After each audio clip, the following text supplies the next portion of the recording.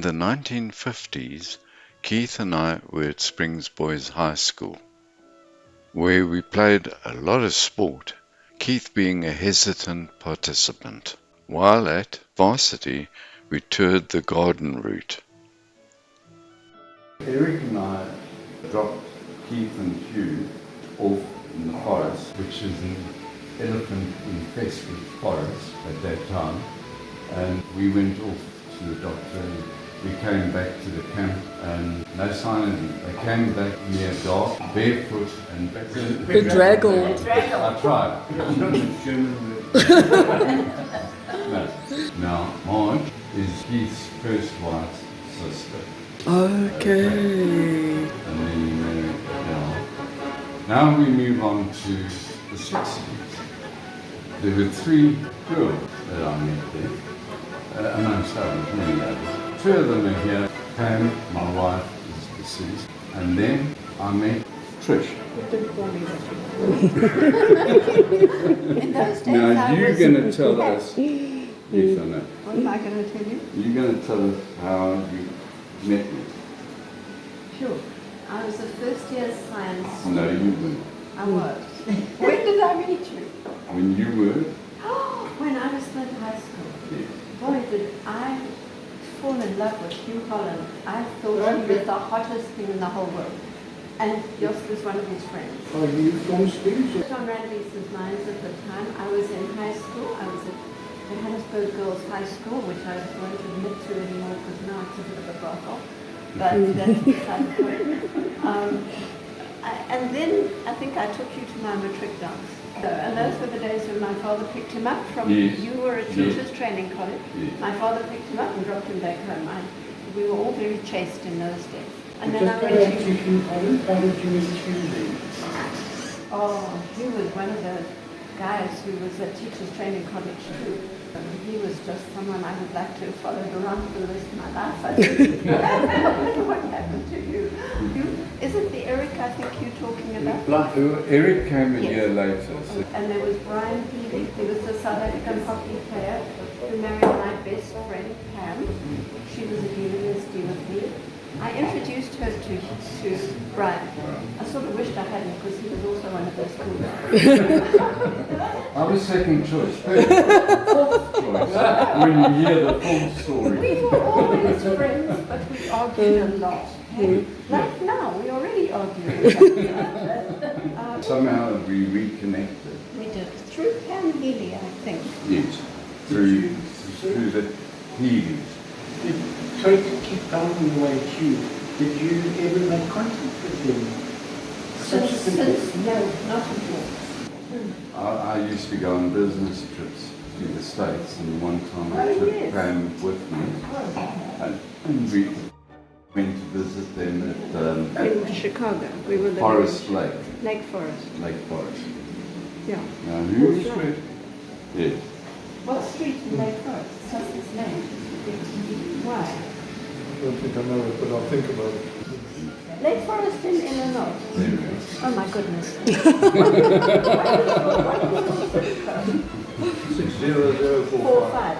I tell you, we must have been late. No, we didn't. You would have been a nice neighbor. In the 1960s, I met Ina through table tennis.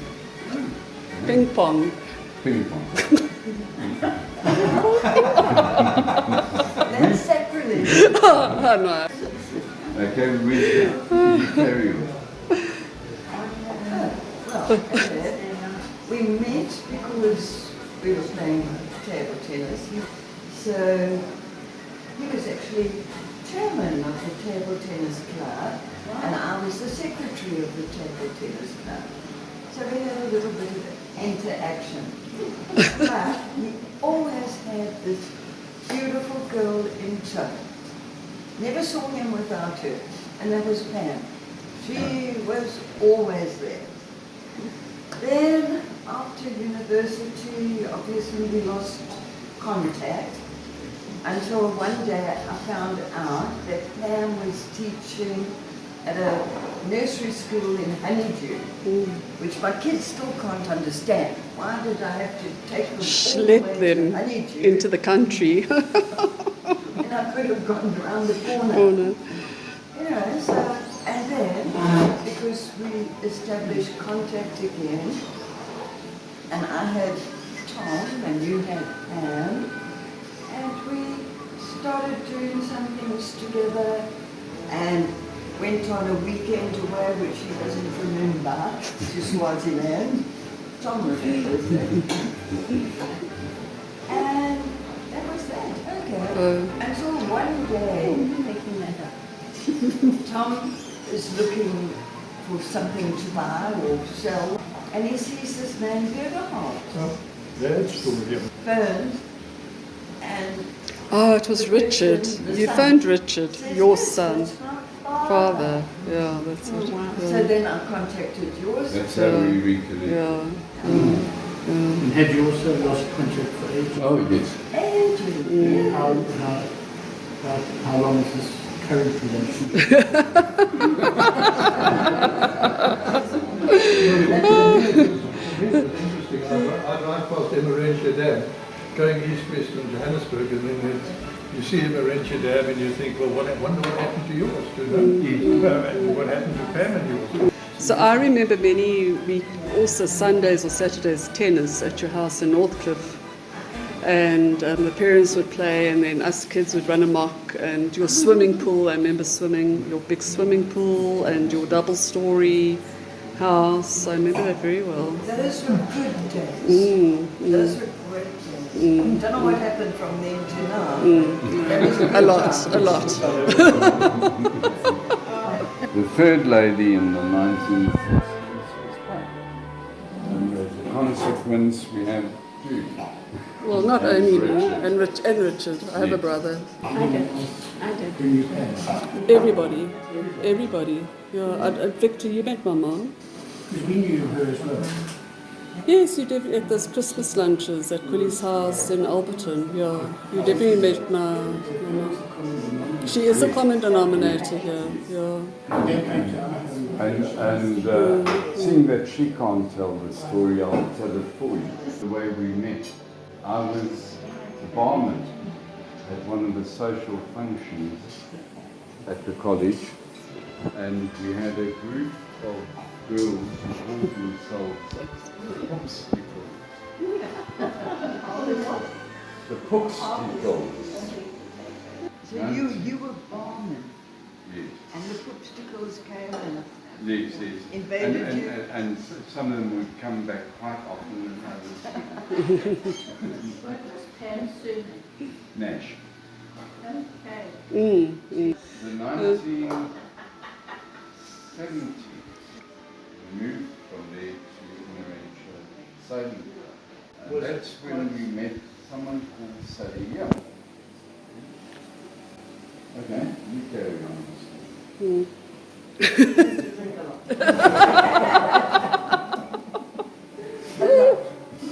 No, but it was fun, wasn't it? It was great, Sally. Well, We just made friends forever. Yeah, and the camping, Sally. Yeah, the camping. okay. And then we travelled off to national championships all over the place. And, got blown away in dreadful caravans. You talk about secretary. Here's another secretary. Oh God, I've forgotten that. It's organised Oh, it was one event. national sport unions. And also sponsored, her brother sponsored. No, brother-in-law. Oh, yes, he did. He did. Yes, Yes. I don't like him very much anymore. that made our day. They financed the regatta. And Sally was the responsible person for that. Carry on. It's a long story.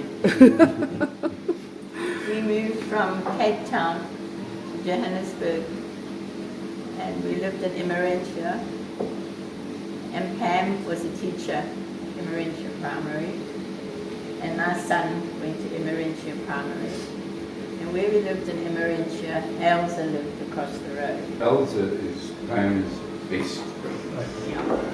And I thought I was. I thought I was. Sorry. I think I've got it. Anyway, Stephen, my son, met up with Richard and became the naughtiest boys in the school. And Pam and I became very good friends at times. Just go back one step. You guys have heard of Wiederhold. Wiederhold? Well, Stephen knew the Wiederhold cousins from Camps Bay Primary. Camps Bay, yes. We Camps knew Bay, that guy. yeah. He used to take drugs or something, remember? Yeah, that's a good one to put out there, Betty. Sorry guys, run the family down. Yes. And then Bob was, that's my husband, was building a boat across the road from Ailsa, and Eric, Ailsa's husband, used to come across and talk to Bob whilst he was building this boat. So Bob and Ailsa and Eric became friends, and Ailsa was friends with Pam. So we all got together. And then after a while, whilst we were in the I'm still in the jewellery business, we met a couple called Shirley and Dave Remus, remember? Yeah. And they were clients of ours. And Dave and Shirley lived next door to Jost and Pam in the very early days when Randburg was a gravel road. So the six of us became very good friends. With your approval, I presume, I couldn't afford it, but my son had. Richard and Stephen were big mates. Yeah. Bob actually put up a kiln. I never ever knew that. I knew that. I never knew that. That's why I Yay said for my husband. with your approval. What type of killboat was it? L26. When was that, Jost? I never Wasn't that knew. called Hills, mate? That was called Hilarious. Hilarious. It was once Weird. Hill's car sales. Yeah. Didn't know him before 1980, and he suddenly came in your picture. Yeah, kids were this big. When was this big too? We were little. I was maybe 6 years old till 8 years. It was in about mid to late 70s. Yeah. But Victor hasn't talked yet. Oh, sorry. I went my way, Pam went her way, and I met Quilly. It was a whole new world for me. It was next to a church.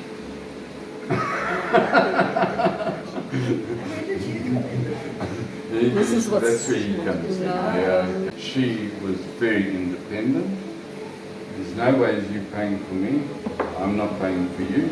We go half, and that's been our condition, terms of reference, all the way through. And she awoke me, if you like, to the esoteric world. Astrology, numerology, yoga, you name it. Something happened. Oh, yes, sorry, how I actually met So her. what actually happened was I was working with Andre de Meyer and Red, who were consultants, and I was assisting the consultants. And one day Andre de Meyer came to me and said to me, he's got a very dear friend who's had a traumatic experience. Why don't I go around and see if I can assist, because the electric fence has been damaged, was not working, and for security, they were staying in the Alberton area, Bracken Downs, Brackenhurst area. So anyway, I arrived one day at the house and I met Quilly, and Quilly was still recovering from a traumatic experience. She'd been assaulted by some people that had come into the property, and in the process of that I met Jost. Jost came, popped around, and I met Jost, and then I got invited to Christmas functions and even birthday functions, and then to the Free State, to the dam and the Stack Campaign, and we walked around on the mountain path, and been basically a family friend ever since. Jost was almost like a father to me. Quilly, of course, assisted through. I watched this house built from the foundations up, came here and saw the structures and everything, and shook my head and I said, gee, I didn't realize that German willpower to get something done. wondered if he had permission. Okay, let's go. Please don't hold it against us. Adelle must have been in perhaps one class below me at Clarkstrop Convent. Sure, really. Yes. And then she might have been in Veronica's class. Veronica was my sister. Who came the next year. I'm certain she went to Portugal's High. Well, that must have been in her high school. But later on, I did a bit of a fill-in stunt. I'm a teacher, and I landed up at Emerentia for about 3 months, and I re-met her. And then there's another common thread, and that's Brian Healy. But the reason I knew him was because of another Pam Mitchell, who liked him. And I wasn't delighted. What does that mean? What does like mean? Love. She thought the sun shone out of him, and I lived in one of the college residences. I went to live, but I lived in Highfield. And what I used to have to do for Pam was phone Makanda, where Brian Healy was. And we was too. Yes, yes. And then he'd come to the phone, but by which time I'd given the phone to her. And he got, I think, sick of it, and that stopped. So Pam Mitchell is not the Pam that Brian Healy married. That was No. Pam. Her name was Pam Powell. Ah, lots of panelists. She was the only one who had a car. So none of us had cars. We all used to load into her car and go wherever we needed to go. I'm a Dominican sister.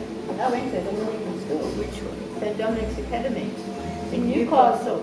Yeah, well, I wasn't those sisters.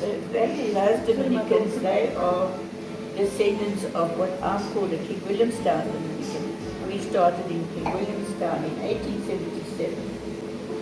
I'm a Catholic, obviously. I've also got German ancestors, Victor, and so our sisters are mainly German. And I think you once told us, Jost, that you went to Poch. Yes, Poch Convent. Yes. I must tell you something. I went to St. Dominic's Academy in Newcastle, Yes. which is the Dominican for 7 years. My grandson and my whole family's in the motor trade. And I was going from Johannesburg to Durban. And Ross, my grandson, was driving me there. And he said to me, he had to stop in Newcastle to check a car out. So I said, oh, can't I go and see my old school? So when I went to reception, I said, hi, I'm Betty Hill, and I went to the school in 1947. Everybody popped their heads out of the